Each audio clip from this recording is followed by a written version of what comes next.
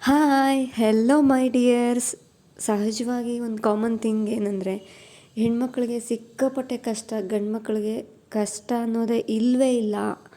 ಏನು ಅವ್ರಿಗೆ ಹೆಣ್ಮಕ್ಳಿಗೆ ಸಿಕ್ಕಾಪಟ್ಟೆ ಕಷ್ಟ, ಗಂಡು ಮಕ್ಳಿಗೆ ಇಲ್ಲ ಅಂತ ಸಹಜವಾಗಿ ಎಲ್ಲರ ಭಾವನೆ. ಆದರೆ ಸ್ನೇಹಿತರೆ, ಕೆಲವೊಂದಷ್ಟು ಸತ್ಯಗಳನ್ನು ನಾನು ನಿಮ್ಮ ಮುಂದೆ ಬಿಚ್ಚಿಡುವಂಥ ಒಂದು ಪ್ರಯತ್ನ ನಂದು. ಎಷ್ಟೋ ಜನ ಈ ಥರದ ಒಂದು ಜವಾಬ್ದಾರಿಗಳಲ್ಲಿ ಮನಸ್ಸು ಬೇಸತ್ತು ಹೋಗಿರುತ್ತೆ. ಅವ್ರಿಗೆ ಸಾಕಪ್ಪ ಜೀವನ, ಬೇಡ ಈ ಜೀವನ, ಈ ನೋವು, ಈ ಸಂಕಟ ಸಾಕಪ್ಪ ಅನ್ನಷ್ಟು ನೊಂದೋಗಿರ್ತಾರೆ ಸ್ನೇಹಿತರೆ.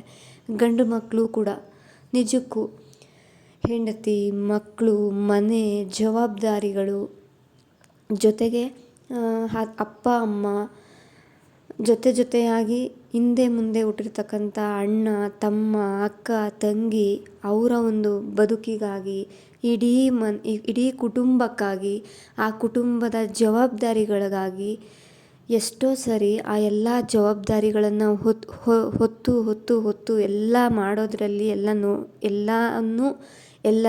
ಎಲ್ಲವನ್ನೂ ಸಂಭಾಳಿಸ್ಕೊಂಡು ಹೋಗೋದ್ರೊಳಗಡೆ ಅವ್ರ ಮನಸ್ಸು, ದೇಹ ಸಾಕು ಈ ಜೀವನ ಬೇಡ, ಈ ಬದುಕು ಅನ್ಸೋಷ್ಟು ನೊಂದೋಗಿರ್ತಾರೆ ಸ್ನೇಹಿತರೆ. ಆದರೆ ಬಾಯಿ ಬಿಟ್ಟು ಹೊರಗಡೆ ಹೇಳ್ಕೊಳ್ಳಲ್ಲ ಯಾರ ಹತ್ರನೂ. ಎಷ್ಟೋ ಜನ ಈ ಥರದಂಥ ಗಂಡು ಮಕ್ಕಳು ಖಂಡಿತವಾಗಿಯೂ ಇದ್ದಾರೆ ಸ್ನೇಹಿತರೆ. ಬಾಯಿ ಬಿಟ್ಟು ಒಬ್ಬರ ಹತ್ರ ಹೇಳ್ಕೊಳ್ಳಲ್ಲ. ಮನಸ್ಸಿಗೆ ಎಷ್ಟೇ ನೋವಾಗಲಿ, ಎಷ್ಟೇ ಬೇಜಾರಾಗಲಿ, ಎಷ್ಟೇ ಸಂಕಟ ಆಗಲಿ, ಅದನ್ನು ಒಳಗೆ ನೆನೆಸ್ಕೊಂಡು ತುಂಬ ಕೊರಗ್ತಿರ್ತಾರೆ, ತುಂಬ ನೋವು ಪಡ್ತಿರ್ತಾರೆ.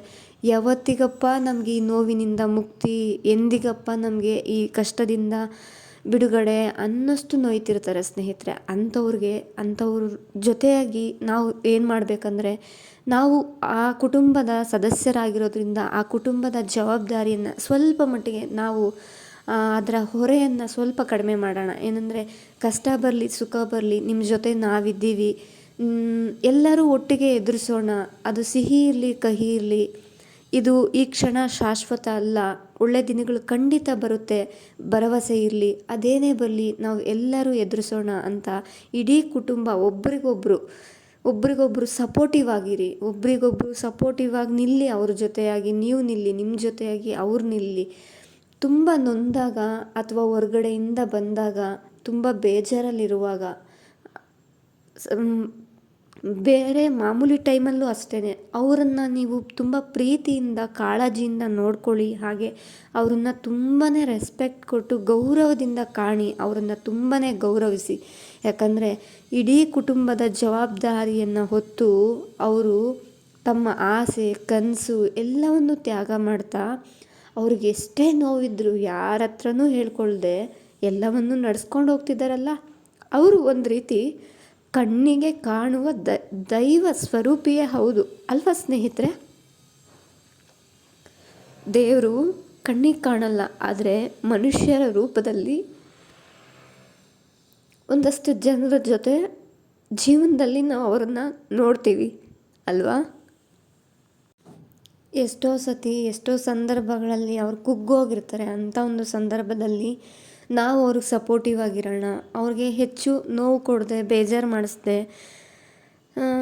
ಇರೋವಂಥ ಸ್ಟ್ರೆಸ್ ಆಗಿರ್ಬೋದು ಅಥವಾ ಇರುವಂಥ ಕಷ್ಟನಾಗಿರ್ಬೋದು, ಸುಖನಾಗಿರ್ಬೋದು, ಎಲ್ಲರೂ ಹಂಚ್ಕೊಂಡು ಸಮನಾಗಿ ಸ್ವೀಕರಿಸಿ ಬದುಕನ್ನು ಸುಂದರವಾಗಿ ಮುಂದೆ ತಗೊಂಡು ಹೋಗೋಣ. ಯಾಕಂದರೆ ಈ ಕ್ಷಣ, ಈ ದಿನ ಶಾಶ್ವತ ಅಲ್ಲ ಅಂದಮೇಲೆ ಈ ಕಷ್ಟಗಳು, ಈ ನೋವು, ಈ ದುಃಖ ಶಾಶ್ವತನ? ಖಂಡಿತ ಇಲ್ಲ. ಒಬ್ಬ ಒಳ್ಳೆ ವ್ಯಕ್ತಿಗೆ ಒಂದು ಒಳ್ಳೆ ದಿನ ಬಂದೇ ಬರುತ್ತೆ, ಒಂದು ಒಳ್ಳೆ ಕಾಲ ಬಂದೇ ಬರುತ್ತೆ. ತಾಳ್ಮೆ ಇರಲಿ. ಹಾಗೆ ಒಮ್ಮೊಮ್ಮೆ ಅನಿಸುತ್ತೆ, ಸಹಜವಾಗಿ ಅನಿಸುತ್ತೆ, ಮೇ ಬಿ ನಮ್ಮ ಲೈಫ್ ಇಷ್ಟರಲ್ಲೇ ಎಂಡ್ ಆಗಿಬಿಡುತ್ತೇನೋ, ಇಷ್ಟರಲ್ಲೇ ನಮ್ಮ ಲೈಫ್ ಮುಗ್ದೇ ಹೋಗುತ್ತೇನೋ ಈ ಎಲ್ಲ ಜವಾಬ್ದಾರಿಗಳ ಮಧ್ಯೆ. ಅದರಲ್ಲೂ ಕೆಲವೊಮ್ಮೆ ಲೈಫಲ್ಲಿ ಹೇಗಂದರೆ ತುಂಬ ಕ್ರಿಟಿಕಲ್ ಸಿಚುವೇಶನ್ಸ್. ಏನಪ್ಪ ಅಂದರೆ, ಅಷ್ಟೆಲ್ಲ ಜವಾಬ್ದಾರಿ ಹೊತ್ತಿರುವ ವ್ಯಕ್ತಿನ ತುಂಬ ದೂರ್ತಿರ್ತಾರೆ, ಅಂದರೆ ತುಂಬ ಕೆಟ್ಟದಾಗಿ ದೂರ್ತಿರ್ತಾರೆ. ಹಾಗಾಗಿ ಆ ಥರ ದೂರೋದೆಲ್ಲ ಬೇಡ.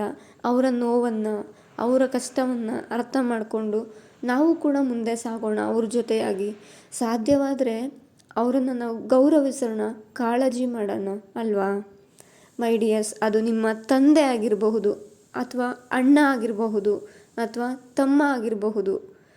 ಪ್ರತಿಯೊಬ್ಬರ ಮನೆಯಲ್ಲೂ ಇಂಥ ಒಬ್ಬ ಅದ್ಭುತವಾದಂಥ ವ್ಯಕ್ತಿ ಇದ್ದೇ ಇರ್ತಾರೆ ಸ್ನೇಹಿತರೆ. ಅಂಥ ವ್ಯಕ್ತಿಗಳನ್ನು ನೀವು ಗೌರವಿಸಿ, ಅಂಥವ್ರನ್ನು ತುಂಬಾ ಕಾಳಜಿ ಮಾಡಿ. ಯಾಕಂದರೆ ಅಂಥ ಅದ್ಭುತ ವ್ಯಕ್ತಿಗಳು ನಿಜವಾದ ದೈವ ಸ್ವರೂಪವೇ ಹೌದು. ನಿಮಗೇನನ್ಸುತ್ತೆ ಕಾಮೆಂಟ್ ಮಾಡಿ. ನಮ್ಮ ಚಾನಲನ್ನು ಲೈಕ್ ಮಾಡಿ, ಶೇರ್ ಮಾಡಿ, ಸಪೋರ್ಟ್ ಮಾಡಿ, ಸಬ್ಸ್ಕ್ರೈಬ್ ಮಾಡ್ಕೊಳ್ಳಿ. ಸಬ್ಸ್ಕ್ರೈಬ್ ಮಾಡಿಕೊಳ್ಳದೆ ನೋಡ್ತಾ ಇರೋರು ಪ್ಲೀಸ್ ದಯವಿಟ್ಟು ಸಬ್ಸ್ಕ್ರೈಬ್ ಮಾಡ್ಕೊಂಡು ನೋಡಿ. ನಿಮ್ಮ ಫ್ರೆಂಡ್ಸ್ ಆ್ಯಂಡ್ ಫ್ಯಾಮಿಲೀಸ್ಗೆ ಶೇರ್ ಮಾಡಿ. ಹಾಗೆ ಈ ಜವಾಬ್ದಾರಿಗಳ ಸುಳಿಯಲ್ಲಿ ಸಿಲುಕಿ ನಲುಗಿ ಹೋಗಿರುವಂತಹ ಜೀವಗಳಿಗೆ ಈ ಒಂದು ವಿಡಿಯೋವನ್ನು ತಲುಪಿಸಿ. Thank you.